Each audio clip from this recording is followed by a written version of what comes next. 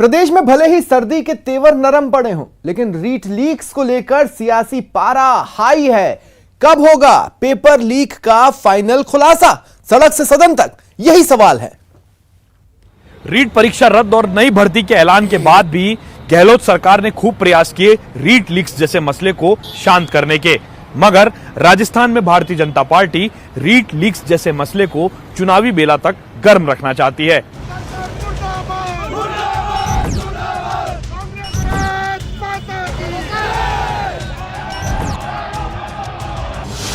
REET leaks पर politics high.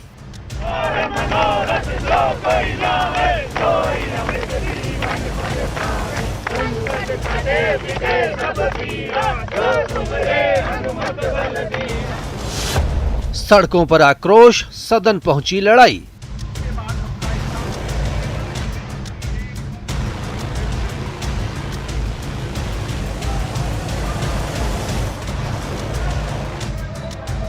चुनावी बेला के बीच रीट लीक्स का मुद्दा सरकार के लिए गले की फांस बनता जा रहा है। सड़क से लेकर सदन तक सरकार बेरोजगारों के साथ साथ विपक्ष के हमलों का भी सामना कर रही है। पेपर लीक को लेकर विधानसभा में हाथापाई तक की नौबत पहुंच गई, जिसके बाद बीजेपी के 4 विधायकों को निलंबित कर दिया गया। नाराज विधायक विधानसभा के अंदर ही धरने पर बैठ गए और गीतों के जरिए सरकार पर कटाक्ष किया।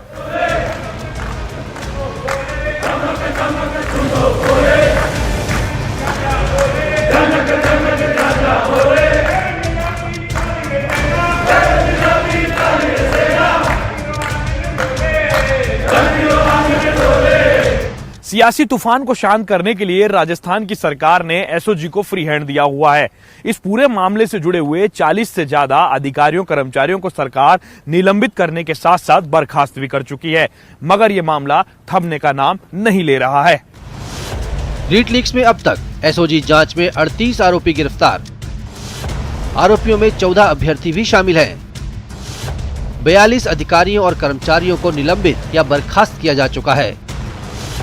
1 करोड़ 16 लाख रुपए की रिकवरी हो चुकी है। L1 तो एग्जाम उसमें कोई पेपर आउट होने हुआ है। L2 का एग्जाम डेट को निरस्त करके नए सिरे से सबको चार्ज मिल जाएगा। उसके अंदर कहने की गुंजाइश खत्म हो जाएगी। सीबीआई जांच की मांग पर अड़ा विपक्ष सरकार पर हमलावर है, तो सरकार की ओर से भी पलटवार हो रहा है। जो सदन में चल रहा है और सदन के बाहर चल रहा है, उसको पूरा राजस्थान और राजस्थान की जनता देख रही है। राजस्थान के लाखों बेरोजगार नौजवान देख रहे हैं किस तरीके से ऐतिहासिक रीट की धांधली हुई है, जिसको मुख्यमंत्री जी कह रहे थे कि ये गिनीज बुक में नाम दर्ज करने लायक है, तो शायद हो गया होगा। उसी की सीबीआई जांच को मांग को लेकर विपक्ष पूरे ताकत से लड़ रहा है, सदन में भी और सदन के बाहर भी। लेकिन सरकार की दादागिरी और तानाशाही देखिए कि बाहर जब संघर्ष होता है तो निर्दोष लोगों पर लाठियां बरसाई जाती है, मुकदमे दर्ज किए जाते हैं, और सदन के भीतर भी सरकार का रवैया नहीं बदलता है। सत्ता का दंभ और अभिमान रावण की तरह उनके सिर चढ़कर बोल रहा है। इनके वक्त में अनेक पेपर आउट हुए, इन्होंने तो कोई जांच भी नहीं कराई। और जिस तरीके से ये केवल विरोध के लिए विरोध, नॉन इश्यू को इश्यू बनाना चाहते हैं ताकि जनता का ध्यान डाइवर्ट कर सकें, ये भर्तियां उन्हें नहीं देना चाहते। कांग्रेस पार्टी ने लगभग 1 लाख लोगों को पिछले 3 वर्षों में नौकरियां दी है और अगले 2 वर्षों में हम करीब 1 लाख से अधिक नौकरियां और देने वाले हैं। इन पे ये रोक लगाना चाहते हैं, इसलिए बार बार अड़ंगेबाजी कर रहे हैं। मैं समझता हूं कि ये लोकतांत्रिक पद्धति नहीं है। इनको अपनी बात कहनी थी, सदन में कह देते। लेकिन जिस बात के ऊपर माननीय उच्च न्यायालय में विचार चल रहा है और रिटें वहां पेंडिंग है, उसके बारे में यहाँ पर कई माननीय अध्यक्षों के निर्णय दिए हुए हैं कि उसके ऊपर यहाँ पर कोई भी व्यक्ति बोल नहीं सकता। इधर रीट परीक्षा में हुई महाधांधली में लगातार रोज नित्य नए खुलासे हो रहे हैं। एक तरफ जहां टोंक जिले के रानीपुरा में पीडब्ल्यूडी कर्मचारी लोकेश मीणा की आत्महत्या को रीट लीक से जोड़ करके देखा जा रहा है, तो दूसरी तरफ जयपुर के अंदर झुंझुनू के कंटेनर चालक की हुई संदिग्ध अवस्था में मौत को भी रीट लीक से ही जोड़ करके देखा जा रहा है। कंटेनर चालक की पत्नी के गंभीर आरोपों के बाद बीजेपी सांसद किरोड़ी लाल मीणा ने सरकार के खिलाफ मोर्चा खोल दिया। किरोड़ी ने पीड़िता के साथ ईडी दफ्तर के बाहर धरना दे दिया। किरोड़ी ने इस दौरान एक पेन ड्राइव में रीट लीक से जुड़े सबूत दिखाए और मनी लॉन्ड्रिंग का केस दर्ज करने की मांग की। किरोड़ी का दावा है कि रीट लीक्स में 400 करोड़ का लेन देन हुआ है और सरकार बड़े मगरमच्छों को बचाने में जुटी है। ये मनी लॉन्ड्रिंग का केस है। मनी लॉन्ड्रिंग ईडी का दफ्तर है, उनको कह रहे हैं कि हम सबूत नष्ट करेगी राजस्थान की सरकार और ये पेपर लीक जो गैंग है, इसलिए आप तुरंत कार्रवाई करें जो भी कानून की जाती है। मैं भी एक महिला हूँ, गरीब हूँ, बेरोजगार हूँ, विधवा हूँ, बेसहारा हूँ। मेरे को सहारा चाहिए और मैं सरकार के ऐसे नहीं है कि मैं सरकार से बन नहीं पड़ता कि मैं इतनी बड़ी मांग कर रही हूँ। मैं ये मांग कर रही हूँ कि मेरे पति की संदिग्ध मौत हुई है तो उसकी मेरे को जांच चाहिए और मेरे को एक नौकरी दी जाए और आर्थिक सहायता दी जाए। अब मेरे को कोई कमाने वाला तो है नहीं और न मेरे पास कुछ खोने के लिए है। बीजेपी के आरोपों पर पूर्व शिक्षा मंत्री गोविंद डोटासरा ने पलटवार किया और कहा कि अगर रीट परीक्षा की गड़बड़ी से उनका कोई संबंध निकला तो वो राजनीति छोड़ देंगे। मेरे ऊपर व्यक्तिगत रूप से अगर किसी भी नेता ने कोई आरोप लगाया, एक आलपिन की नोक जितना आरोप साबित कर दे इस रीट भर्ती परीक्षा मेरे या मेरे परिवार के शामिल होने का, तो मैं आप सबके सामने कह रहा हूं, कोट कर लीजिए, जिंदगी में मैं और मेरा परिवार राजनीति नहीं करेंगे। बहरहाल राजस्थान में रीट पर शुरू हुआ यह सियासी घमासान कब खत्म होगा इसका अंदाजा किसी को नहीं है, क्योंकि फिलहाल राजस्थान में भारतीय जनता पार्टी 16 लाख से ज्यादा युवा बेरोजगार जो इस परीक्षा से जुड़े हैं उनमें युवा वोटरों को तलाश रही है। तो दूसरी तरफ गहलोत सरकार परीक्षा के मिसमैनेजमेंट की जांच एसओजी से करवा करके इस पूरे मामले के पटाक्षेप में लगातार जुटी हुई है।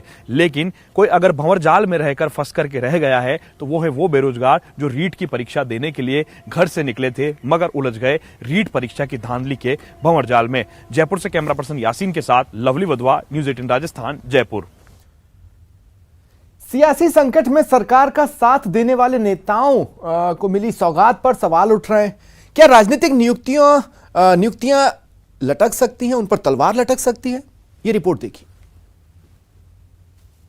गहलोत सरकार ने 3 साल के लंबे इंतजार के बाद आखिरकार बड़े स्तर पर राजनीतिक नियुक्तियां कर दी हैं। सीएम गहलोत ने संगठन में सक्रिय नेताओं को खुश करने के साथ ही कुछ विधायकों की नाराजगी भी दूर की है और चुनावी बेला में एक और मास्टर स्ट्रोक से विरोधियों को चारों खाने चित कर दिया है।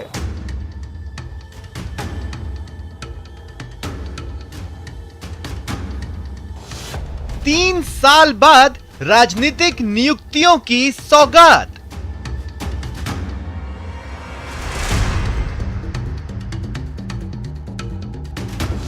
चौवालीस बोर्ड और निगमों में 58 नेताओं की नियुक्ति।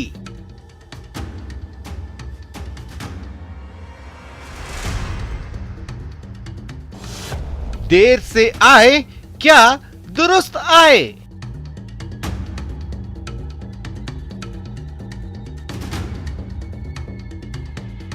सियासी संकट में गहलोत सरकार बचाने में साथ देने वाले नेताओं को 3 साल के लंबे इंतजार के बाद राजनीतिक नियुक्तियों का तोहफा मिला है।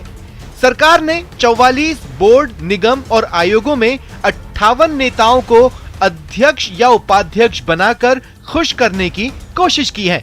जानते हैं कुछ बड़े चेहरों के बारे में। डॉक्टर चंद्रभान, उपाध्यक्ष बीसू का क्रियान्वयन एवं समन्वय समिति।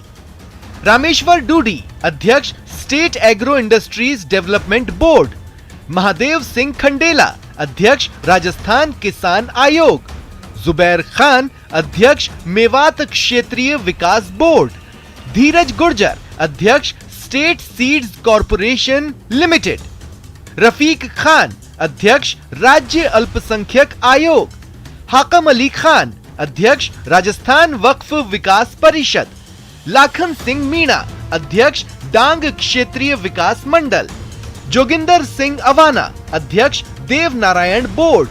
कृष्णा पूनिया, अध्यक्ष राजस्थान राज्य क्रीड़ा परिषद। धर्मेंद्र सिंह राठौड़, अध्यक्ष राजस्थान पर्यटन विकास निगम। रेहाना रियाज चिश्ती, अध्यक्ष राजस्थान राज्य महिला आयोग। मानवेंद्र सिंह जसोल, अध्यक्ष राज्य स्तरीय सैनिक कल्याण सलाहकार समिति।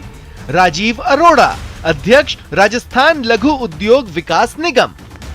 राजनीतिक नियुक्तियों में सभी तरह के समीकरणों का ध्यान रखा गया है।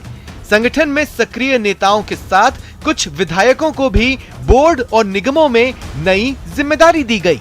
इसमें बीएसपी से कांग्रेस में आए 3 विधायकों के साथ 3 निर्दलीय विधायक भी शामिल हैं।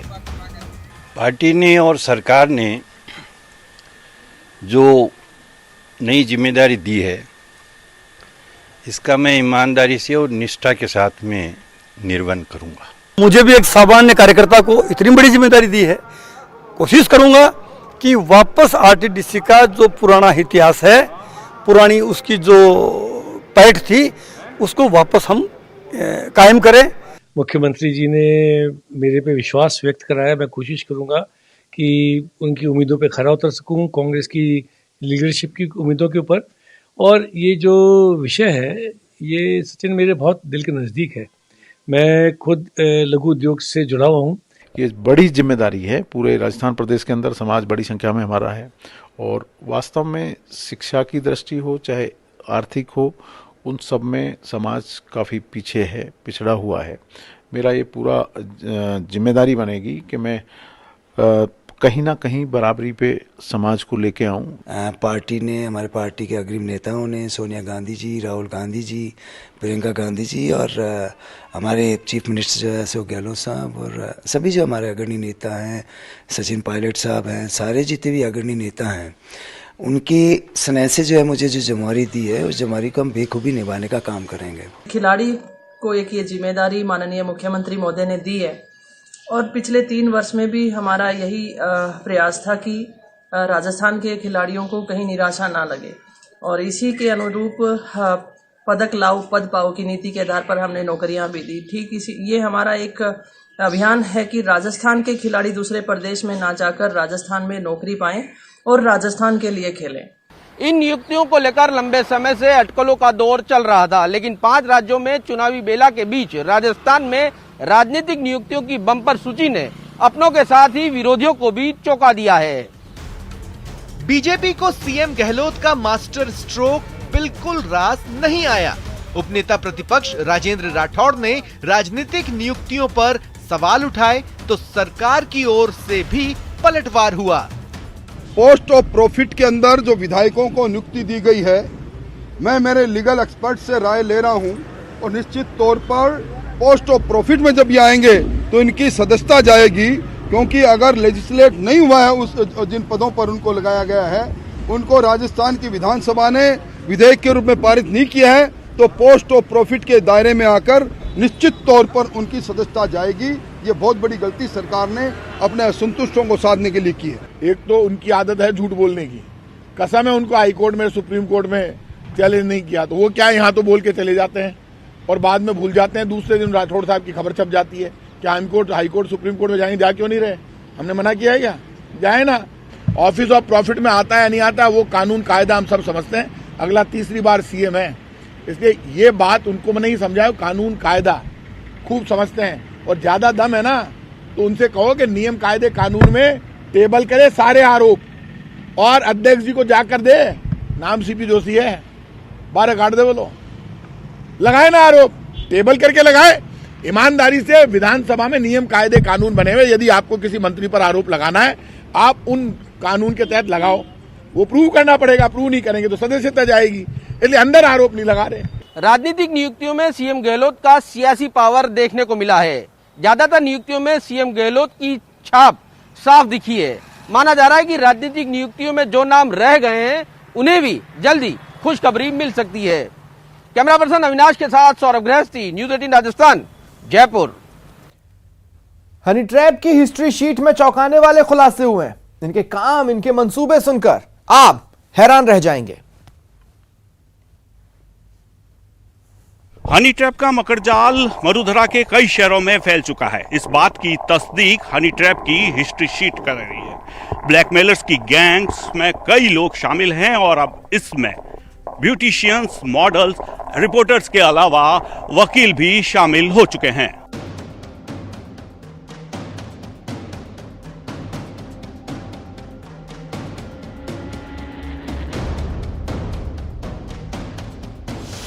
हनी ट्रैप की हिस्ट्री शीट में कई चौंकाने वाले खुलासे। टारगेट के हिसाब से बांट रखा था काम। कई शहरों तक फैला हसीनाओं का जाल।